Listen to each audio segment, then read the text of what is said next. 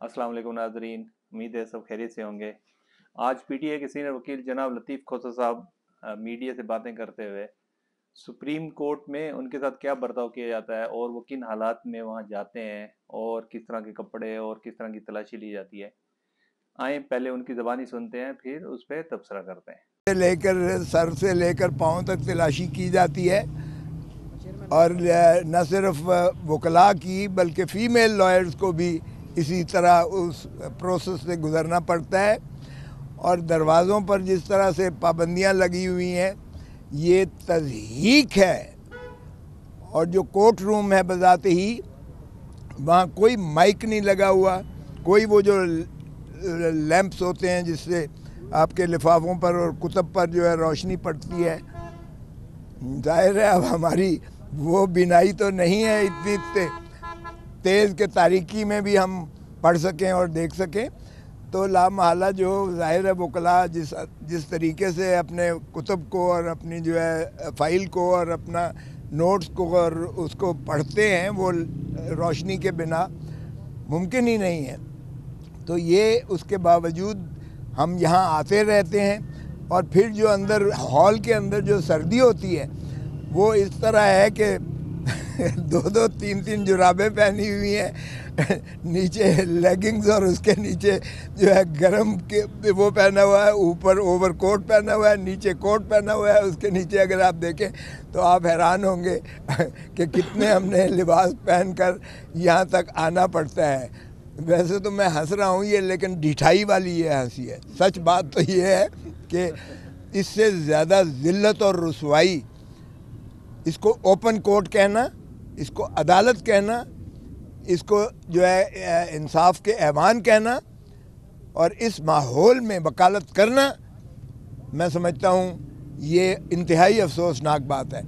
और फिर जो ये कहते हैं कि जी जेल ट्रायल तो ओपन ट्रायल होता है जी, तो फिर आए एक दफ़ा ज़रा यहाँ आकर भुगतें, ज़रा एक पेशी भुगत के देखें। सुबह से लेकर शाम तक बिठाते हैं।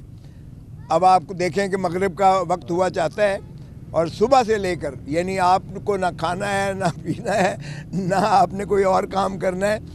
और कल शिकायत हुई कि आपने क्यों नहीं यहाँ खड़े होकर बताया, लेकिन इतना एग्जॉस्ट हो गए थे कि जान ही नहीं थी कि हम आपके पास खड़े होकर और कोई आपको तफसील बता दे कि आज हमारे साथ क्या हुआ है। केस के साथ तो क्या होना है, हमारे साथ क्या हुआ है ये भी बड़ी बात है। तो आज इमरान खान साहब की जो हमने वो की थी वो गलती से हाई कोर्ट के, इस्लामाबाद हाई कोर्ट के अमले की गलती से उन्होंने सिंगल बेंच के पास लगा दिया वो केस।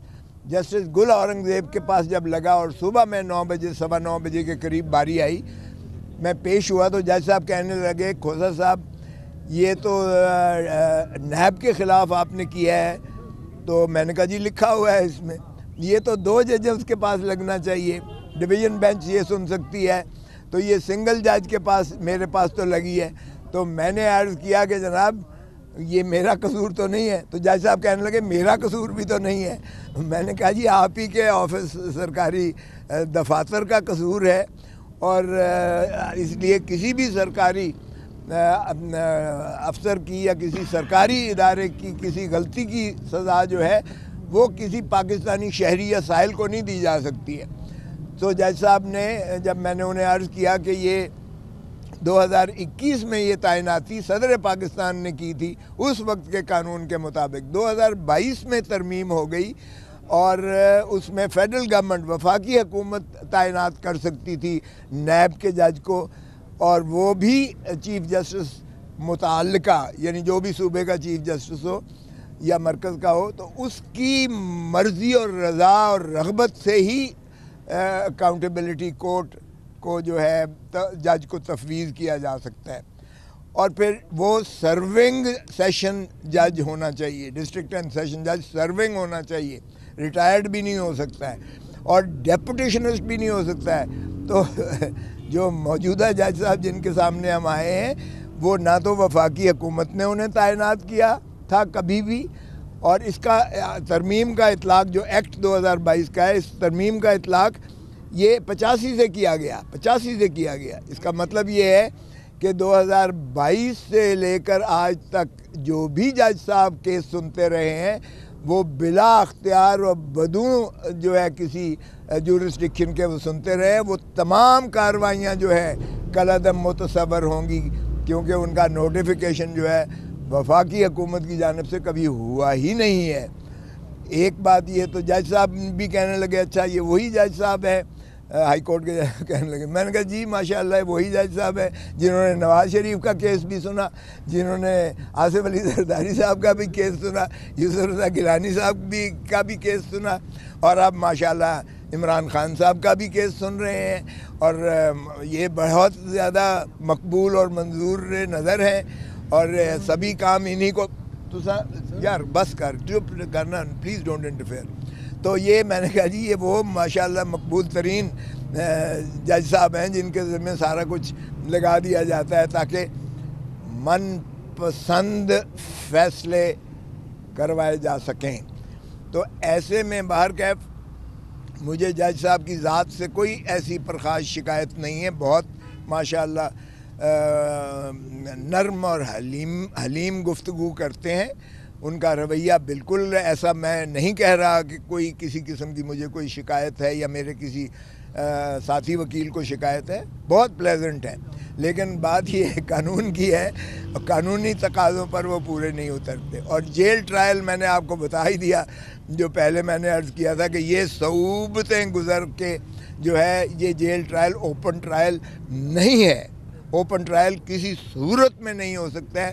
اور جج صاحب خود ڈویژن بینچ جو ہے پہلے فیصلہ یہ کر چکی سائفر کیس میں دو مرتبہ سائفر کیس میں یہ خصوصی یعنی یہاں جیل ٹرائلز کو کالعدم قرار دے چکی ہے یہی ڈویژن بینچ جو ہے اسلام آباد ہائی کورٹ کی.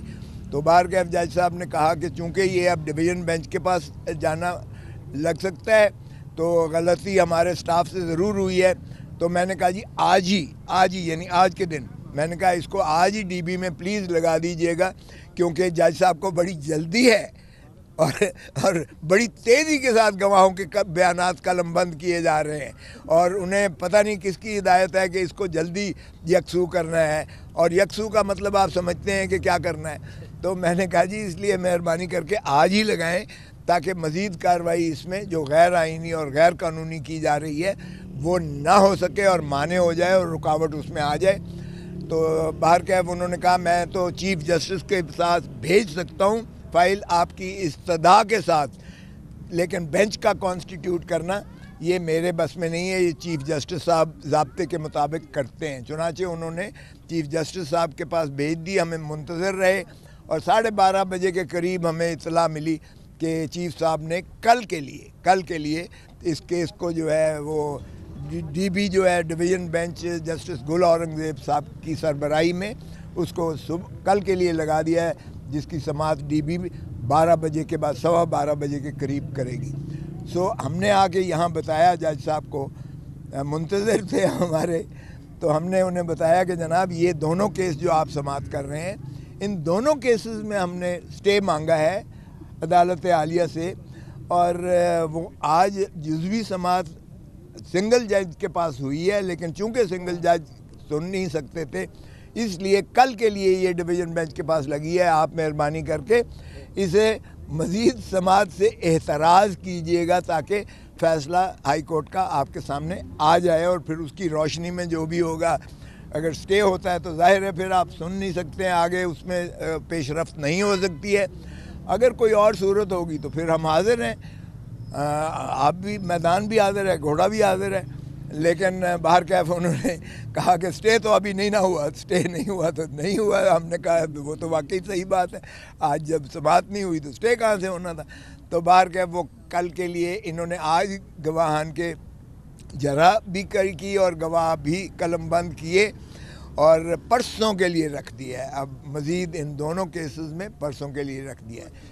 پارٹی قیادت کی میٹنگ ہوئی ہے آج، سر اس میں پارٹی قیادت کی میٹنگ ہوئی ہے، اس حوالے سر کیا کہیں گے؟ جو پارٹی قیادت کی میٹنگ ہوئی ہے ٹکٹوں کی تقسیم کے حوالے سے کیا ری وزٹ کیا جا رہا ہے پورے پاکستان میں؟ نہیں، چند حلقوں پر ہے، صرف چند حلقوں پر جو ہے جس میں شکایات آئی تھیں یا جس میں کوئی ایسے پارٹی تنظیم کی جانب سے کوئی تحفظات کا اظہار کیا گیا تھا، ان پر گوہر صاحب کو، عمیر نیازی صاحب کو، اور میں بھی اس میں شامل تھا، شعیب شاہین صاحب بھی شامل تھے، اس میں ان پر غور و خوض مزید ہوگا. باقی ایسا نہیں ہے، باقی تو سارے جو ہو چکے. کس طرح سپریم کورٹ میں سینئر وکلا اور لیڈیز وکلا کے ساتھ بیہیو کیا جاتا ہے، کس ٹائپ کی تلاشی لی جاتی ہے، یہ کیا چل رہا ہے، ایسا کیوں ہو رہا ہے، اور یہ کب تک ہوتا رہے گا؟ اب دور چینج ہو گیا ہے. یہ سپریم کورٹ کو بھی سوچنا چاہیے کہ یہ 90s اور 80s کا دور نہیں ہے. آج کل سوشل میڈیا کا دور ہے، اور کسی ایک پارٹی کو نوازنے کے لیے اگر سپریم کورٹ اس طرح کے احکامات جاری کر رہی ہے اور اس طرح کے فیصلے کر رہی ہے، اور ججز اس طرح اپنی توقیر اور اپنے ادارے کی توقیر کو خراب کر رہے ہیں، اور بشمول باقی تمام ادارے بھی جو اس وقت عوامی امنگوں کے خلاف جا رہے ہیں، تو اس کا نقصان اداروں کو تو ہوگا ہی ہوگا، لیکن ملک کا بہت بڑا نقصان ہونے والا ہے. اللہ تعالی ہمارے ملک کی خیر کرے. اداروں کو چلانے والے اور اداروں کے مقتدر لوگ اس طرف توجہ دیں کہ دور چینج ہو رہا ہے، لوگ چینج ہو چکے ہیں، لوگوں کا دماغ چینج ہو چکا ہے. یہ سمجھ جانا، جتنی جلدی سمجھ جائیں گے اتنی جلدی اداروں کا بھی فائدہ ہے، ملک کا بھی فائدہ ہے، اور عوام کا بھی فائدہ ہے.